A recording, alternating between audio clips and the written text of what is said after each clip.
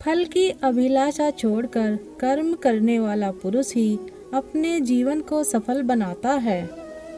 अपना काम हमेशा दूसरों के कल्याण को ध्यान में रखकर करें। जो हुआ वह अच्छा हुआ, जो हो रहा है वह अच्छा हो रहा है, जो होगा वो भी अच्छा ही होगा।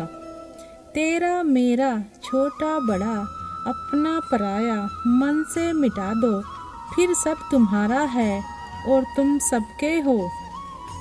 मन की गतिविधियों, होश, श्वास और भावनाओं के माध्यम से भगवान की शक्ति सदा तुम्हारे साथ है। धरती पर जिस प्रकार मौसम में बदलाव आता है, उसी प्रकार जीवन में भी सुख दुख आता जाता रहता है। लोग आपके अपमान के बारे में हमेशा बात करेंगे। सम्मानित व्यक्ति के लिए अपमान मृत्यु से भी बदतर है।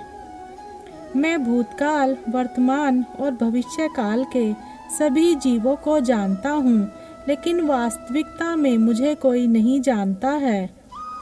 मेरे लिए ना कोई घृणित है और ना प्रिय, किंतु जो व्यक्ति भक्ति के साथ मेरी पूजा करते हैं वो मेरे साथ हैं और मैं भी उनके साथ हूँ।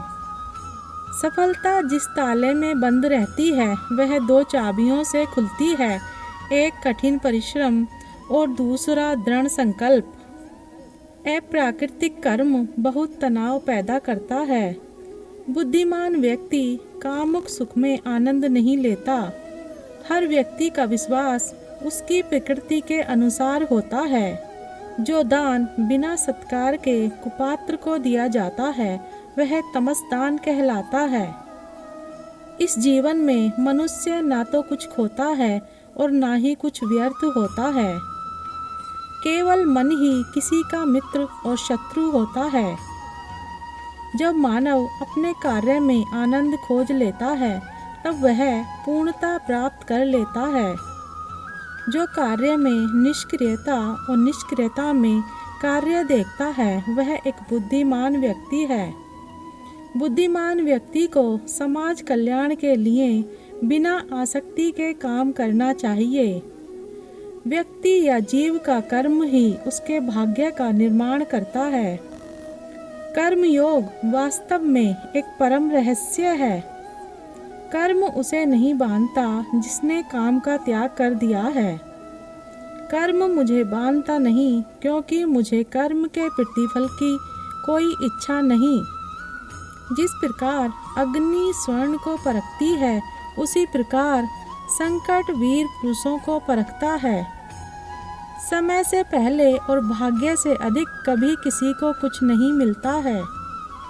कर्म के बिना फल की अभिलाषा करना व्यक्ति की सबसे बड़ी मूर्खता है।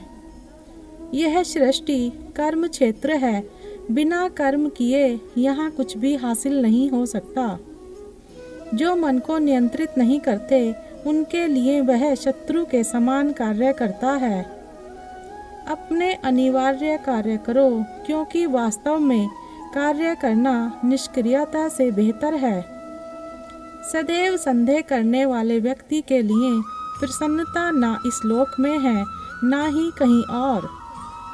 क्रोध से भ्रम पैदा होता है, भ्रम से बुद्धि व्यग्र होती है, और जब बुद्धि व्यग्र होती है तब तर्क नष्ट हो जाता है। जब तर्क नष्ट होता है तब व्यक्ति का पतन हो जाता है। ज्ञानी व्यक्ति ज्ञान और कर्म को एक रूप में देखता है, वही सही मायने में देखता है। मन की गतिविधियों, होश, श्वास और भावनाओं के माध्यम से भगवान की शक्ति सदा तुम्हारे साथ है और लगातार तुम्हें बस एक साधन की तरह प्रयोग करके सभी कार्य कर रही है। प्रबुद्ध व्यक्ति के लिए गंदगी का ढेर, पत्थर और सोना सभी एक समान होते हैं। निर्माण केवल पहले से मौजूद चीज़ों का प्रक्षेपण है। उससे मत डरो जो वास्तविक नहीं है, ना कभी था ना कभी होगा। जो वास्तविक है वो हमेशा था और उसे कभी नष्ट नहीं किया जा सकता।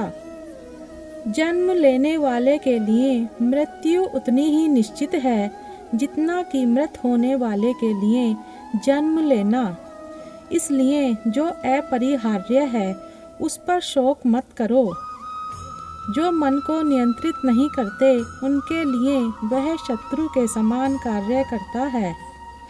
आनंद मनुष्य के भीतर ही निवास करता है, परंतु मनुष्य उसे स्त्री में, घर में और बाहरी सुखों में खोज रहा है।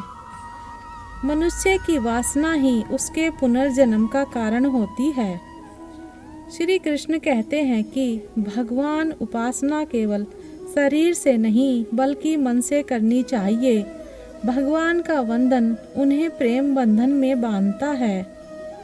इंद्रियों के अधीन होने से मनुष्य के जीवन में विकार और परेशानियां आती हैं।